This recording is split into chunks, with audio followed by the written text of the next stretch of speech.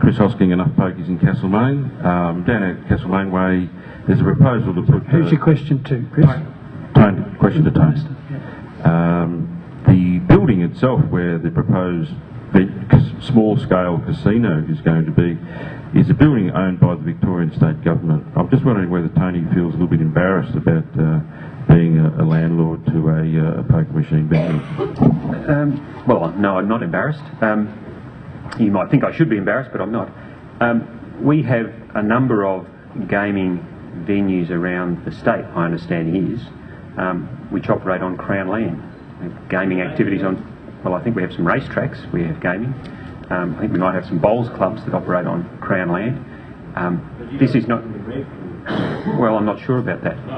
But the point has been made to me before, why does the state allow this? And my response is, as far as I can tell, the state has always allowed this. Should the state continue doing that into the future? Well, you might wish to pose that question. I think we've been doing it in the past. I don't see anything per se wrong with it in this instance because it has been done in the past. We do have a pretty rigorous planning approval process. We've seen the Romsey case, residents and the council there won that. You've seen one in Jang Juck recently.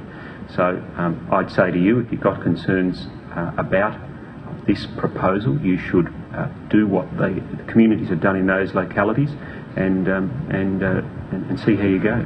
Right? Can I just say, on Moreland Council, we don't have any poker machine venues, and all of our sporting clubs are not allowed to have poker machines within their sporting clubs if they lease council land. So we're full on it. Hi, my name's Charles Livingston. I work at Monash University. I'd like to ask the Minister and the Shadow Minister whether their parties would commit, if in government, to implementing without reservation whatever is proposed by the Gillard government, following, in accordance rather with the agreement with Mr Wilkie, whatever is proposed by them following their process at the moment to implement a pre-commitment system, a full mandatory pre-commitment system. Would they implement that without the Commonwealth having to override their powers, if in government? Well, I think the short answer to that from our point of view is yes. There was a report in The Age recently that suggested that the federal government was looking to use constitutional powers to basically take over regulation of gambling and taxation of gambling from the states. I've got grave concerns about that. In some ways, and it's not usual for me to give any credit to the government, but on issues like the removal of ATMs from gaming venues, which the Coalition actively supported, we are actually ahead of where it looks like Gillard and Wilkie are planning to go. So I would not want to see us agreeing to something which could lead to worse outcomes for problem gamblers by adopting a weaker national standard than what we can do in Victoria. So I'm not prepared to sign up sight unseen to anything that the federal government may want to propose. I think we've got an obligation as Victorian Parliament and the Victorian Government of the day to decide, is what is proposed going to be a better outcome? Thank you, Minister. Vernon Norrid, I'm actually from Mildura. My question is, why are you proceeding with an interdepartmental committee of inquiry into a second casino licence, which, if approved, would betray the commitment of the Premier to no second licence without bipartisan support? I don't know what the sentiment in Mildura is. I haven't been to Mildura. I'm not spending a lot of my time on this issue. This is a proposition that was put to us. It wasn't one where we went out and said to the community, what about a casino in Mildura? In the time I've been Minister, I've probably come across 4 or 5 different proposals for another casino, and the legislation in Victoria doesn't prevent that. So it is a live question at some point, what's government's position going to be? We set up an interdepartmental committee to answer some of the questions that were being posed as a consequence of that consortium bowling up the proposition.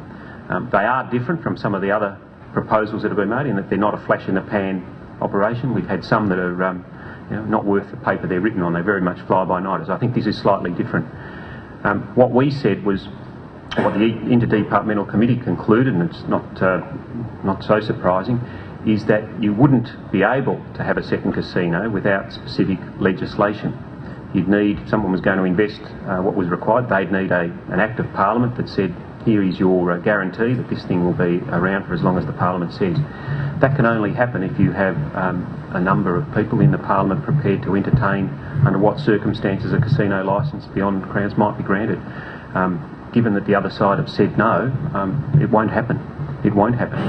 But it's perfectly proper to set up an interdepartmental committee to get advice when a proposal has been floated by others and for which we're being asked questions on. I don't think there's anything unusual about that.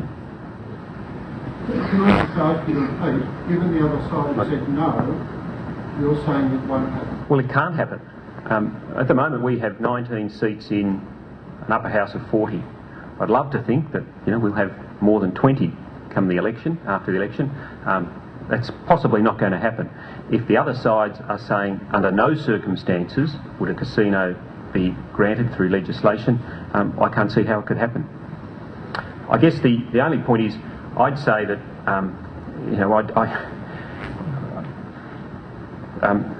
the discussion could have gone on to the point of saying what are the different ways in which a casino could be configured. And I don't assume for a minute that it could only be configured in a way of here's a new casino with hundreds and hundreds of more poker machines in Mildura. I'm not suggesting, I don't think that's the only permutation. But we won't get to have that discussion because the other side has said, and the possibility is they'll have the numbers in the Parliament, so we won't be taking this any further.